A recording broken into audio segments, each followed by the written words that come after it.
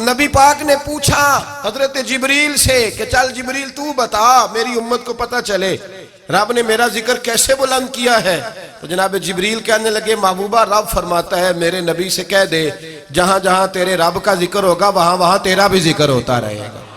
یہ تو محتاج ہی نہیں کسی کا. اتنی جلدی لوگ بپھرتے ہیں. اللہ فرماتا ہے قل بفضل اللہ وبرحمتہ فبذالک فلیفرحوا. محبوب ان سے کہہ دو جب اللہ کا فضل ملے جب اللہ کی رحمت ملے تو خوشی مناؤ. تیرا نہیں مجھے پتا مجھے تیرا نہیں پتا لیکن مجھ سے اگر تو پوچھے تو کائنات میں رب کا سب سے بڑا فضل بھی محمد مصطفیٰ ہی ہے اور سب سے بڑی رحمت بھی محمد مصطفیٰ ہی ہے. وہ دو عالم کی رحمت تھے وہ جہاں چاہتے وہیں رہتے. یہ تو ان کی مہربانی ہے کہ یہ عالم پسند آیا. رب کریم نے تجھے آنکھ دی دنیا دیکھی تو نے. رب کریم نے تجھے قوت دی تو نے دنیا گھومی اور پھر رب نے تجھے بیٹے دیے تو میٹھا میوہ اور بیٹیاں دی تو تیرے لیے باعث کرم. تیری چھاتی پہ بچے چڑھے تو نے کہا سب سے بڑی نعمت یہی ہے. کہ مالک کہتا ہے تو میرا بندہ تھا میں نے دینا ہی تھا. اس نے دیا احسان نہیں جتلایا لیکن جب اپنا نبی دیا تو کہا میں نے بڑا احسان کیا تم پہ. لَقَدْ مَنَّ اللَّهُ عَلَى الْمُؤْمِنِينَ إِذْ بَعَثَ فِيهِمْ رَسُولًا. میں نے تم پر احسان کیا ہے. کون دیتا ہے کسی کو محبوب اپنا؟ نہ جانے رب نے یہ کیسے گوارا کیا. لَقَدْ مَنَّ اللَّهُ عَلَى الْمُؤْمِنِينَ إِذْ بَعَثَ فِيهِمْ رَسُولًا. اتنا بڑا فضل فضل بھی حضور. اور جب بات رحمت کی آئی تو فرمایا مومنوں صرف تمہیں ہی نہیں عیسائیوں یہودیوں سکھوں دنیا میں جتنی مخلوق ہے حتیٰ کہ جانور بھی حتیٰ کہ چونٹیاں نباتات جمادات ہر چیز. یا اللہ تو نے کیا دیا؟ فرمایا وما ارسلناک الا رحمت للعالمین. میں جس کا رب ہوں ان سب کے لیے میں نے اپنے نبی کو رحمت بنا کے بھیج دیا ہے. میں درد سے اپنے دل کو اپنے ایمان کو حاضر ناظر کہہ کے بات کر رہا ہوں. امت بٹ جاتی ہے ہر موقع پہ یار. ہر جگہ تقسیم ہو رہی ہے امت مسلمہ. ہر روز کچھ نہ کچھ فتوے ایسے مل جاتے ہیں جس میں دراڑیں پڑتی ہیں. کسی صحابی نے کسی مسجد کے اندر اشتہار چھپوا کے اعلان کرا کے درس قرآن کرایا ہے کبھی؟ سیرت النبی کا جلسہ ختم بخاری مدرسے کا دستار فضیلت کا جلسہ آپ نے اشتہار پڑھے ہیں نا یہ سارے مکاتب فکر کے ہوتے ہیں کہ نہیں ہوتے؟ کسی صحابی نے اس طرح وہ تو روز درس قرآن دیتے تھے لیکن اس طرح اشتہار چھپوا کے پوسٹر لگا کے اور مصر سے کسی صحابی کو اسپیشل بلوا کے یا یمن سے بلوا کے مسجد کے اندر کبھی درس قرآن کے اجتماعات کرائے سیرت النبی کے جلسے ختم بخاری کے. او بھائی یہ ساری چیزیں حضور کے صحابہ کی سنت سے مروجہ انداز میں ثابت نہیں. مجھے بتا میرے بھائی میں درد کے ساتھ تجھ سے سوال کرتا ہوں کہ سیرت النبی کے جلسے میں تو پشاور سے مولانا بلائے پنڈی سے بلائے تو گجرات اور کراچی سے لوگوں کو بلا کر کے اگر سیرت کا جلسہ کرائے اور تو اس میں ایک آدمی کو کراچی سے بلوایا جا رہا ہے تو نے اس کو 20,000 کی ٹکٹ بھی دی اور اشتہار پہ بھی جلسے پہ خرچ ہوا پھر لنگر بھی پکا کھانا بھی نے کھلایا. نہ تجھے کوئی بیوہ یاد آئی نہ تجھے کوئی مسکین یاد آیا نہ تجھے کوئی غریب یاد آیا. حالانکہ کہنا چاہیے تھا نا یہ جو لاکھ روپیہ لگ رہا ہے کسی بیوہ کی خدمت کر دینی چاہیے یتیم کو دے دینا چاہیے. درد کے ساتھ بات کر. سوال میرا یہ ہے کہ وہی کام جو سیرت کے جلسے میں ہوتے ہیں پہلے تلاوت ہوتی ہے پھر نعت ہوتی ہے پھر کسی عالم کا بیان ہوتا ہے وہی کام صرف نام بدل کے کیا جائے عید میلاد النبی نام رکھا جائے صلی اللہ علیہ وسلم. یہ میں آپ کے ذہنوں پہ دستک دے رہا ہوں تقریر نہیں کر رہا صرف دستک دے رہا. او بھائی دیکھو ایک آدمی وہی کام نام بدل کے کرے تو جائز ہے اور اگر اس میں نبی پاک کے میلاد کا نام رکھ لیا جائے یا نعت کا نام رکھ لیا جائے تو پھر مجھے اجازت دے میں تجھ سے سوال کروں کہ صرف تجھے حضور کی تعریف پوری لگتی ہے؟ پھر مجھے اجازت دے کہ میں تجھ سے پوچھوں کہ صرف تجھے نعت اچھی نہیں لگتی؟ پھر مجھے اجازت دے کہ میں تجھ سے پوچھوں کہ تجھے صرف رسول اللہ کے قصیدے اچھے نہیں لگتے؟ دے مجھے اجازت کہ میں تجھ سے سوال کروں کہ جہاں ذکر رسول کی بات آئے وہاں تو پریشان کیوں ہوتا ہے؟ تجھے پتہ ہی نہیں یہ تو وہ ذکر ہے کہ رب فرماتا ہے تم بیان کرو نہ کرو وَرَفَعْنَا لَكَ ذِكْرَكَ، محبوب میں نے خود تیرے چرچے ساری دنیا میں بلند فرما دیے ہیں۔ بیٹے کے آنے پہ تو مٹھائی بانٹتا ہے، میلاد والے دن تو لائٹیں بند کر لیتا ہے۔ بیٹے کے آنے پر تو حلوائی بٹھاتا ہے، اور نبی پاک کے نام کی لائٹیں لگی ہوں تو پریشان ہوتا ہے۔ ہم سے کبھی پوچھ تجھے بتائیں، بس نہیں چلتا، ورنہ تاڑے توڑ کے چھتوں پہ لگا دے۔ بس نہیں چلتا، فرشتوں کو بھی کہیں آؤ ہمارے ساتھ شامل ہو جاؤ، آمد مصطفیٰ مرحبا مرحبا کا نعرہ لگانا ہے۔ ہمارا بس نہیں چلتا، ورنہ دنیا کی ساری نعمتیں بچھا دیں اور لوگوں کو بتلائیں کہ اصل تو خوشی منانے کا دن ہی آج ہے، جب اللہ نے ہمیں اپنا پیارا رسول عطا فرمایا ہے۔ اور ہمارے امام تو کہتا ہے میلاد نہ کر، ہمارے امام نے تو کہا حشر تک ڈالیں گے ہم، حشر تک۔ یہ 2-4 دن کا تو پروگرام ہی نہیں ہمارا، حشر تک ڈالیں گے ہم پیدائش مولا کی دھوم، اور مثل فارس نجد کے کلے گراتے جائیں گے، خاک ہو جائیں عدو جل کر مگر ہم تو رضا، دم میں جب تک دم ہے ذکر ان کا سناتے جائیں گے۔ ہمارا تو 1-2 دن کا پروگرام ہی نہیں۔ اور پھر سنو کتنی بڑی نعمت ہے۔ حضرت عباس سے کسی نے کہا تھا اللہ کی سب سے بڑی نعمت تو بخاری اٹھانا، فرمانے لگے محمد نعمت اللہ، بخاری ہے بخاری، فرمایا محمد اللہ کی سب سے بڑی نعمت ہے صلی اللہ، یہ سب سے بڑی نعمت ہے۔ کچھ کہا تو صحیح نہ یار۔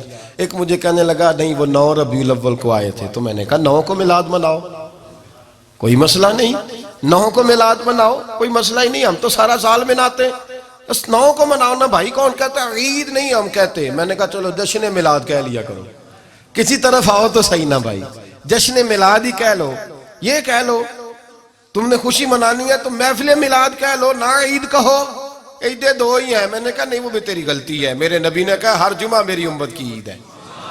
اور قرآن پاک پڑھ، قرآن پاک پڑھ۔ حضرت عیسیٰ کہتے تھے یا اللہ جب تم من و سلوہ نازل کرے گا وہ دن ہمارے لیے عید کا دن ہوگا۔ اور سیاستہ پڑھ، حضرت عمر کہا کرتے تھے جس دن دین مکمل ہوا یوم اکملت لکم، یہ آیتیں نازل ہوئی تو فرمایا وہ دن ہمارے لیے عید کا دن تھا۔ یہودی ہمیں کہتے تھے یہ آیتیں ہم پہ آتی تو ہم عید مناتے، یہ بھی تیری غلطی ہے کہ عیدیں 2 ہی ہیں۔ رب جب بھی کسی کو دید کرائے وہ عید کا ہی دن ہوتا ہے، وہ عید کا ہی دن ہوتا ہے بھائی۔ ہمارے لیے سب سے بڑی عید یہ ہے، اس لیے کہ باقی عیدیں اسی عید کا صدقہ ہے صلی اللہ تعالی علیہ۔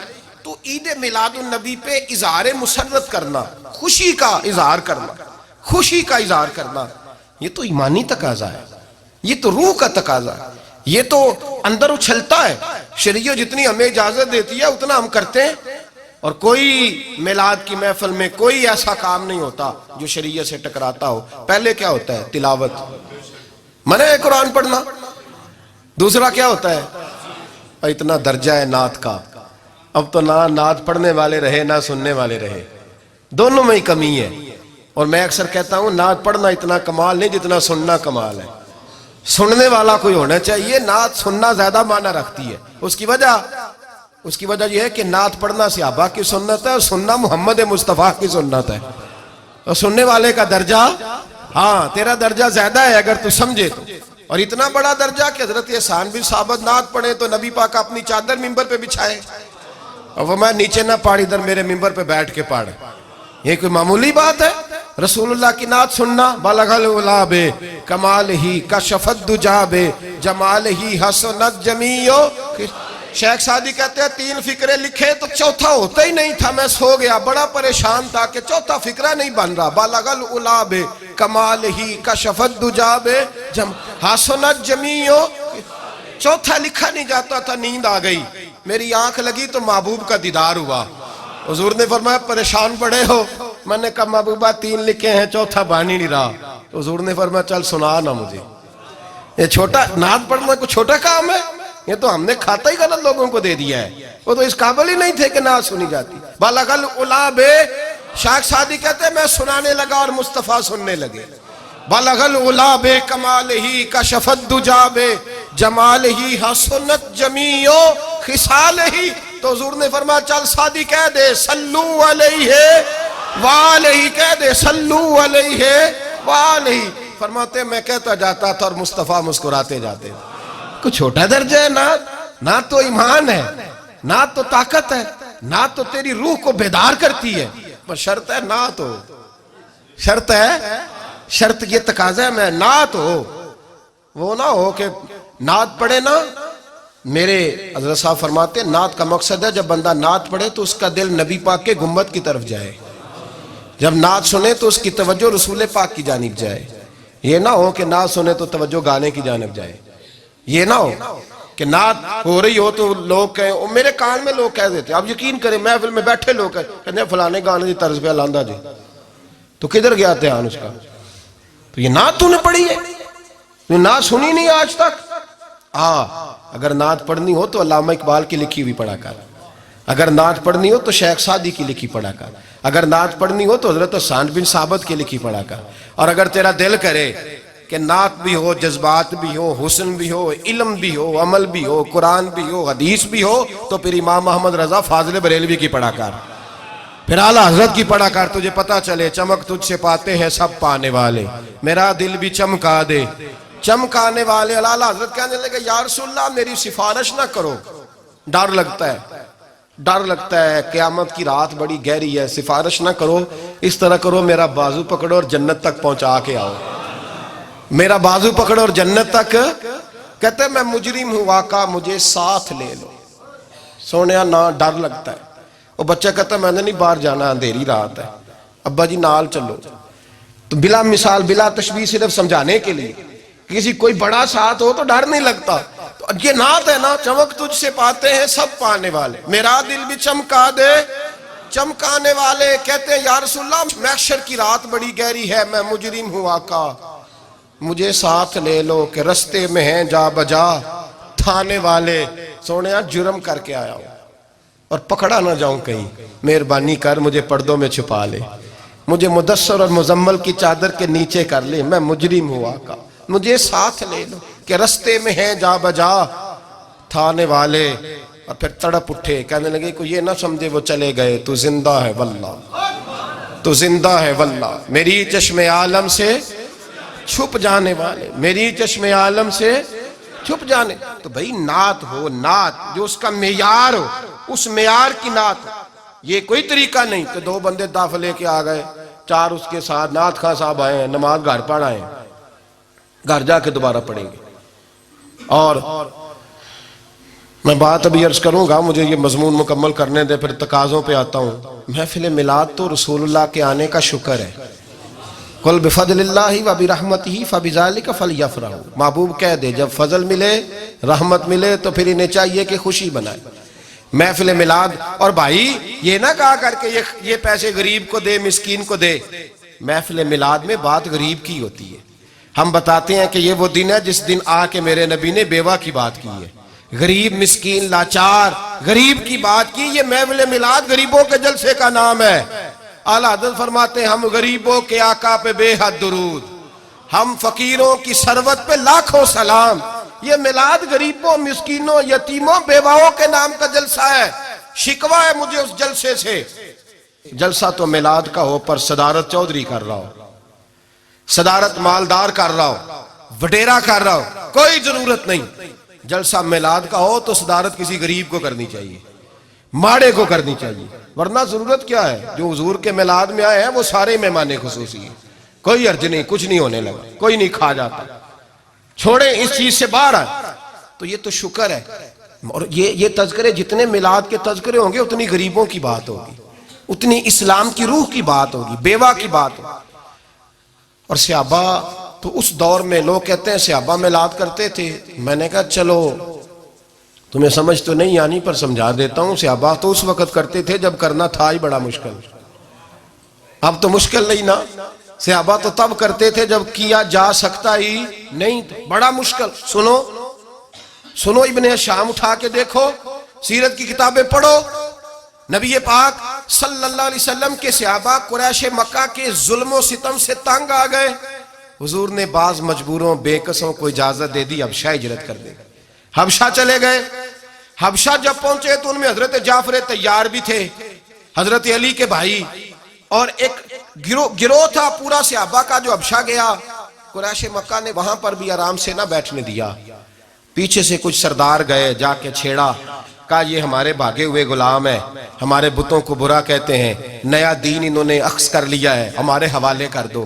حضرت جعفر طیار کہتے ہیں نجاشی بادشاہ نے ہمیں بلایا، کچھ لوگ میرے دوست مشورہ دینے لگے ذرا ہلکی پھلکی بات کرنا، کہتے ہیں میں نے کہا میں ہلکی کیوں کروں، میں تو کھل کے کروں گا، کھل کے مصطفیٰ کے تذکرے، حشر تک ڈالیں گے ہم، حشر تک پروگرام بتایا، حشر تک ڈالیں گے ہم، پیدائش مولا کی دھوم، دم میں جب تک دم ہے ذکر ان کا سناتے جائیں گے۔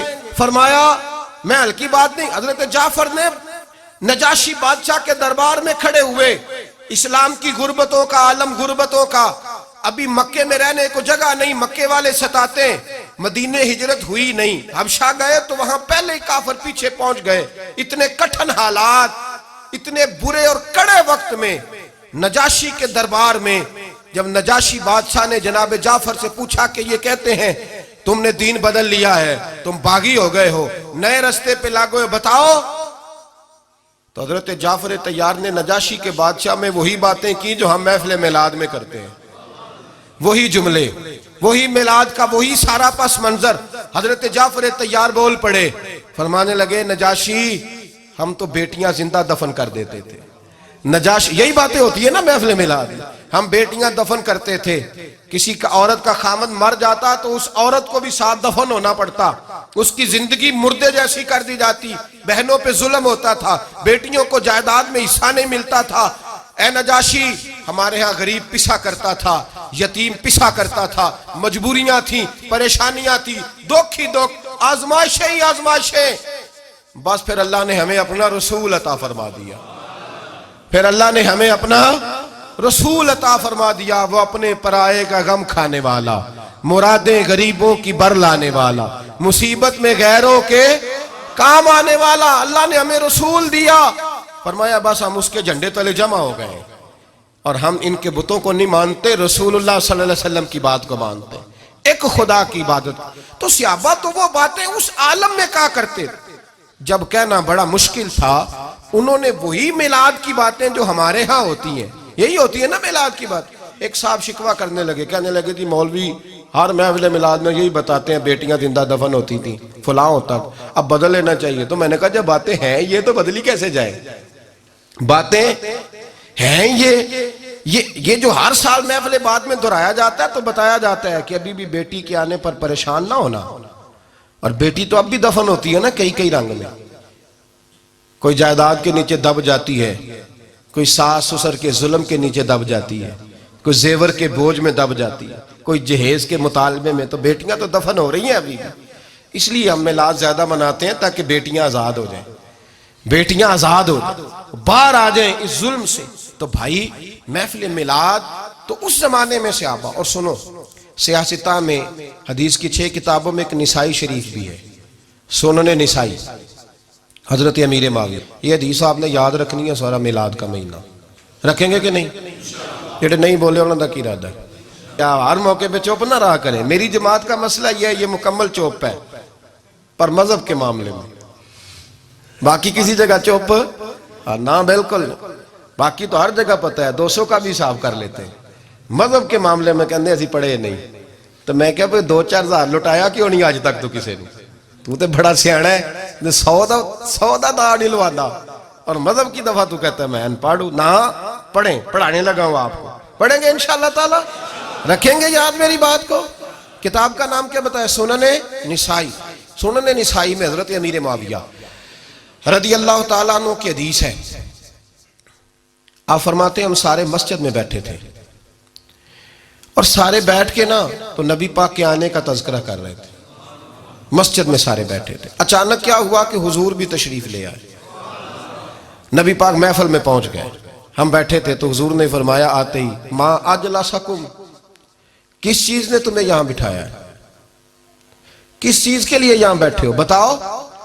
تو عرض کی یا رسول اللہ ہم اللہ کا شکر ادا کرنے بیٹھے ہیں۔ جلسے کا معنی ہوتا ہے بیٹھنا، جلسے کا لغوی معنی 2 سجدوں کے درمیان بیٹھنے کو جلسہ کہتے ہیں، جلسے کا معنی حضور نے فرمایا کیوں بیٹھے ہو؟ عرض کی حضور شکر ادا کرنے بیٹھے ہیں۔ فرمایا کس بات کا؟ عرض کی حضور اس بات کا کہ اللہ نے ہمیں دین عطا فرمایا ہے اور آپ جیسا رسول عطا فرمایا ہے، آپ کو بھیج کر اللہ نے ہم پر احسان فرمایا ہے، تو نبی پاک نے کیا فرمایا؟ فرمایا اللہم اجلسکم الا ذالک، کیا تم قسم کھاتے ہو کہ تم اسی بات کے لیے بیٹھے ہو؟ کیا تم اے ساڈا پنجابیہ دا مسئلہ بھی حل ہو گیا ہے۔ وہ کو بندہ آکھے نا کام ہویا تو انہوں کہتے ہیں قسم ہے، آکھی دینا وہی قسم ہے۔ تو حضور نے فرمایا قسم کھاتے ہو، اللہ کی قسم کھاتے ہو کہ تم اس لیے بیٹھے ہو؟ تو صحابہ نے عرض کی اللہم اجلسنا الا ذالک، یا رسول اللہ اللہ کی قسم کھاتے ہیں کہ فقط اس لیے بیٹھے ہیں کہ ہم اس نعمت پہ اللہ کا شکر ادا کریں کہ اس نے ہمیں اسلام جیسا دین دیا ہے اور آپ کو بھیج کر ہم پر احسان فرمایا ہے۔ اللہ کی قسم حضور نے پکا کرایا، واقعی میلاد کے تذکرے کے لیے بیٹھے ہو؟ واقعی میرے لیے بیٹھے ہو؟ پکا کرایا، سنن نسائی پڑھ رہا ہوں، واقعی؟ کہا حضور ہاں۔ نبی پاک نے فرمایا اس لیے نہیں تم سے قسم اٹھوائی کہ مجھے یقین نہیں تھا، اس لیے نہیں تم سے قسم اٹھوائی کہ مجھے یقین نہیں تھا، بلکہ اللہ کے حبیب نے فرمایا وَإِنَّمَا أَتَانِي جِبْرِيلُ علیہ السلام، وہ تو اس لیے قسم اٹھائی ہے کہ میرے پاس جبریل آئے ہیں، تم یہاں بیٹھ کے شکر ادا کر رہے تھے اور اندر میرے پاس جبریل آئے ہیں، اور فَأَخْبَرَنِي، انہوں نے مجھے خبر دی ہے کہ ان اللہ عز و جل یباہی بکم الملائکہ۔ نسائی سنن نسائی حدیثیں پڑھا کرو بھائی۔